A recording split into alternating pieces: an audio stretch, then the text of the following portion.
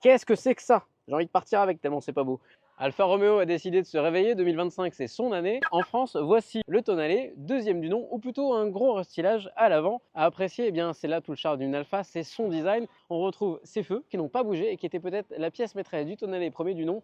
Mais on a également cette Scudetto améliorée, réappropriée avec le nouveau logo qui est désormais monotone, ainsi que cette partie-là repris de la 33 Stradale mais aussi de la GTA, c'est pas mal, avec des entrées ou plutôt des sorties d'air. Et là pour le coup c'est beaucoup trop échancré car on voit vraiment les disques, les étriers, c'est moins sexy qu'auparavant et ce côté satiné presque trop mat lui donne un déséquilibre sur le côté. On accorde nos violons avec l'avant sur le logo ainsi que la signature tonale.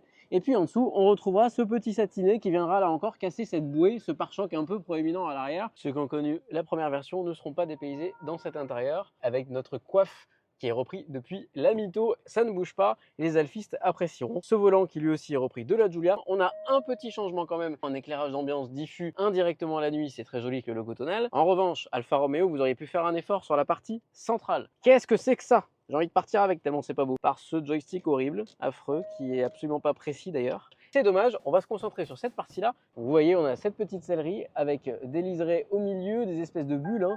Et puis on a le logo Alfa Romeo évidemment dans les appuis-têtes comme d'habitude. Ni de toit ouvrant et pas non plus d'intérieur cuir rouge, c'est dommage. On retrouvera un petit peu d'habitabilité aux épaules, aux coudes. Attention pour la garde-toit, pour les grands gabarits c'est un peu compliqué. La qualité est assez disparate. On aura notre petit ouïe de ventilation, notre petite ouïe de ventilation et prise USB-C, prise USB-A, ça c'est pas mal.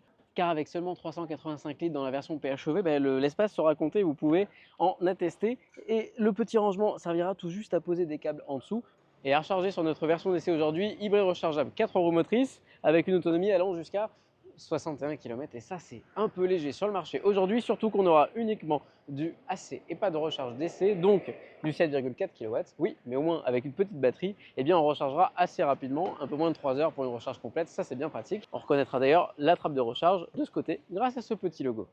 À acheter, on ne va pas se concentrer sur cette variante trop malucée et puis l'autonomie est beaucoup trop faible, mais il conviendra de l'acheter en hybrida 175 chevaux qui est aujourd'hui une proposition assez rare sur le marché. Volkswagen arrive l'année prochaine avec son Tiguan full hybride, donc Alfa a une carte à jouer aujourd'hui et ça c'est une bonne chose. Et à ne pas négliger un diesel en dessous ou à la lisière des 40 000 euros. La note finale de cette voiture, je reste quand même sur ma faim. Vous avez compris, la sanction va être un peu lourde, ce sera un 12,5 sur 20. Pour la bonne et simple raison qu'elle n'a pas déclenché le coup de cœur sur la route, du coup de cœur visuel de cette voiture. On espère en tout cas que les prochaines productions Alfa Romeo retrouveront leur plaque du bon côté.